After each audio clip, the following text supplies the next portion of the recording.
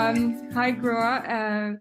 I'm so happy that you accepted this interview. So Stapaskóli is a school in Iceland that is a member of Quest, and we are very concerned about the situation happening there. And we would very much like to know more about how it's affecting your students, get a bit more understanding about the situation, and also see how we can help.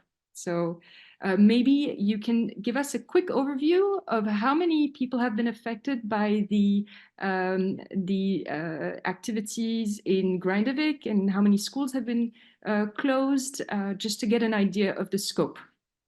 Okay. Now they are nobody living in Grindavik, and all the schools have closed. Most of the students are in different schools around the country, just usually where they could get housing and families and so on. So there's, I think for the students from 1 to 10th grade, they were 550 students. Now they are in 70 schools throughout the country in 25 different municipalities. So, but they have, I don't know what it's called. They have a location in Reykjavik where they can have their own students. So about 250 students from Grindavik are together there in different places. So it's a very strange situation for the students. They don't have their classmates nor their teacher unless who are in Reykjavik. They also have 2 kindergartens, and they have schools, they have closed them also.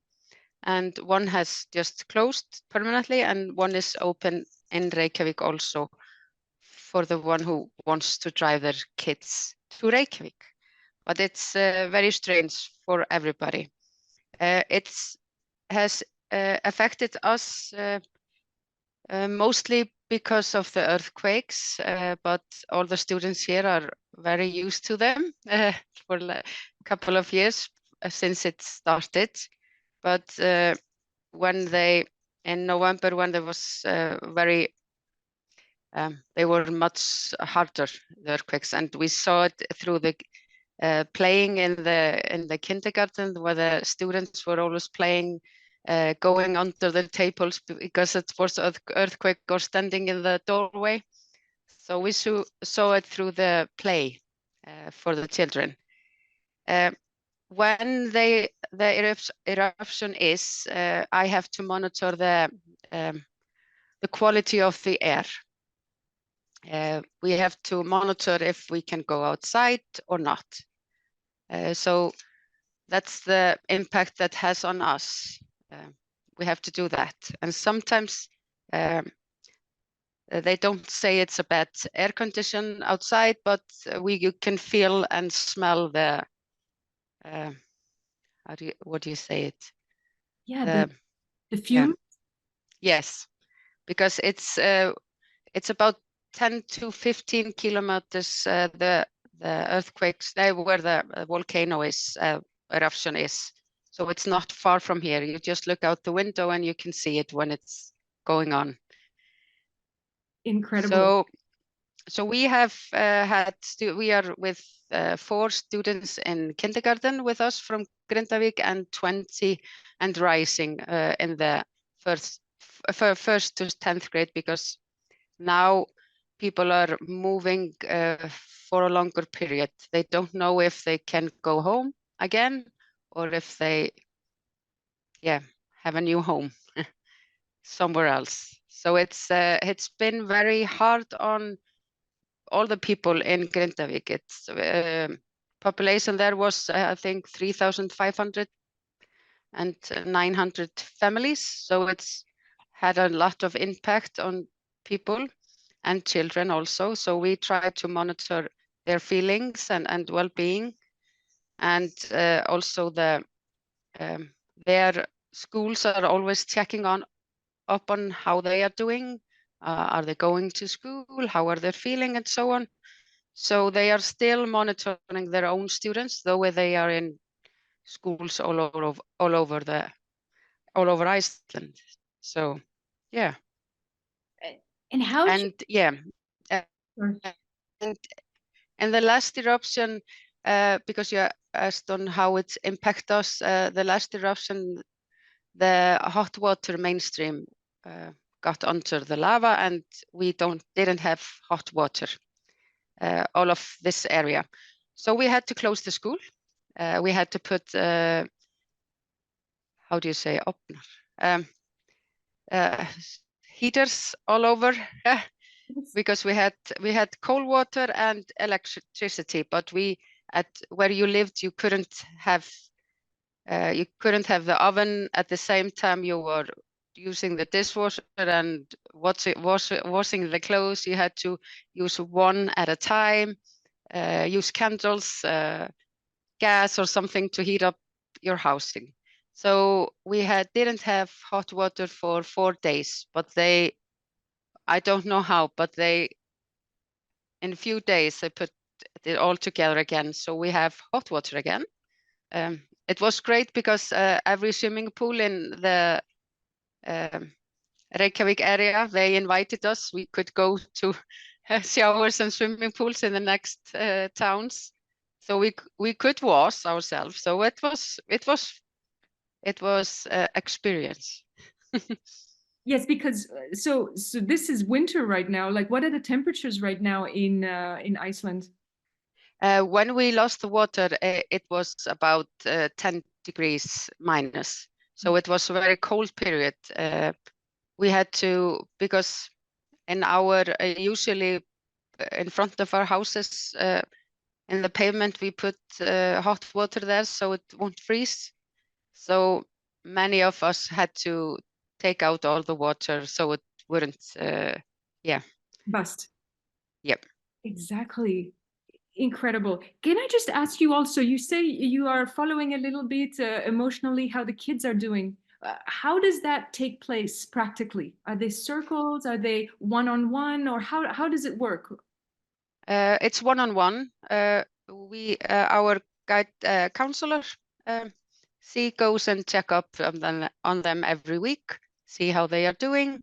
And if they want, they can have a time with her to talk together. But also their school from Grindavik is inviting every student, both on Zoom and in Reykjavik on a meeting.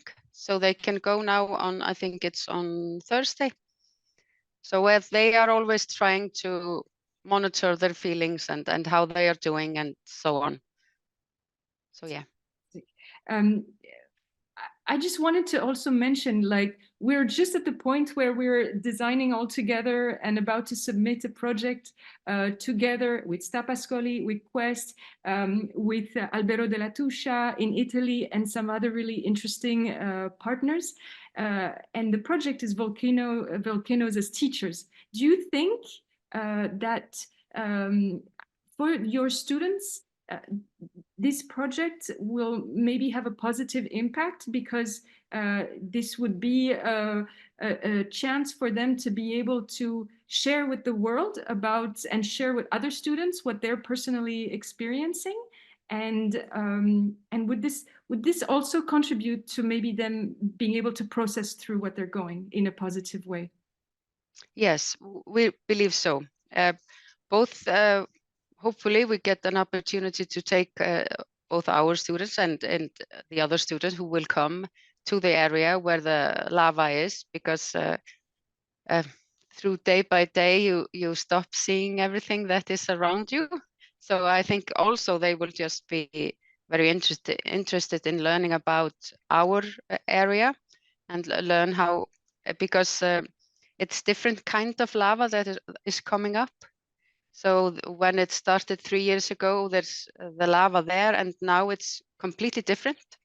So that's something we are learning, and they will learn also, I think.